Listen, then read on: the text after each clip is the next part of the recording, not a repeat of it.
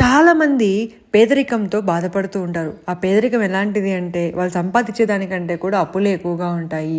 ప్రతి నిత్యము కూడా రూపాయి కూడా చూసి చూసి ఖర్చు పెట్టుకొని మనకి జీవితం గడపాల్సి వస్తుంది. అటువంటి వాళ్ళకి ఒక మంచి అవకాశం. అదేమిటంటే ఈ వీడియో చూస్తున్నారు అనుకుంటే మీరు ఇంకా డబ్బుకి ఎటువంటి ఇబ్బంది పడాల్సిన అవసరం లేదు నేను చెప్పినట్టు చేస్తే. అదేంటంటే డబ్బు కోసం మనం లక్ష్మీదేవిని పూజిస్తాం కదా. అయితే లక్ష్మీదేవిని శుక్రవారం పూజించడం వల్ల మనకి లక్ష్మీదేవి ప్రాప్తి కలుగుతుంది. ఏం చేయాలి అంటే ఆ రోజు అమ్మవారికి పాలు కాచి చల్లార్చిన పాలు నైవేద్యంగా పెట్టి దాంట్లో కొద్దిగా కలకండని అలాగే కుంకుమ పువ్వును చేర్చి అమ్మవారికి నైవేద్యంగా పెట్టాలి. 11 శుక్రవారాలు కలసం పెట్టాలి. 11 శుక్రవారాలు ఏంటి జీవితాంతమైనా పెట్టండి, పర్వాలేదు. ప్రతి శుక్రవారం కూడా మీరు కలసం పెట్టాలి. కలసం అనేది మనం కింద ప్లేట్లో బియ్యం పోసి పెడతాం కదా, కానీ రాగులు వేసి పెట్టండి. రాగులు వేసి బియ్యం పెడితే అమ్మవారు బయటికి వెళ్ళాలని అనుకున్నా మీ ఇంట్లో నుంచి ఆ రాగుల్లో జారి పడుతుందేమో అని అక్కడే కూర్చుంటుందంట. అంతటి మహత్యమైనది ఈ రాగులతో పెట్టడం కలసం. కాబట్టి ఇలా పెట్టండి.